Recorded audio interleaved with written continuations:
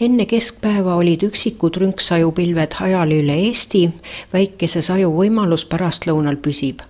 Õhurõhk põhja eemalduva madalrõhuala tagalas tõuseb ja ilm paraneb alates Kagu-Eestist.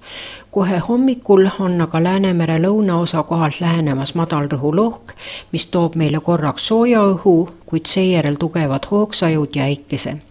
Äikesevihmade liikumist täpselt ette prognoosida pole võimalik ja kui siis võimalik, siis jälgige jooksvat radaripilti.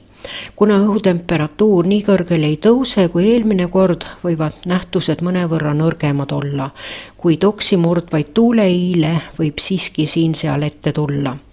Reedel on Eesti kohal väike osatsüklon, mis annab öösel tugevaid sadusid ja äikest. Päeval eemaldub tsüklon põhja poole, tuleb tuuline ja kõle ilm, mis ei lahku meilt ka laupäeval. Prognoosinumbrid. Öösel pilvisus tiheneb, varahommikul hakkab Lääne-Eesti soovihma sadama, kohati on äikest, puhub lõuna- ja kagutuul 2–6 meetrit sekundis, sooja on 11–17 kraadi.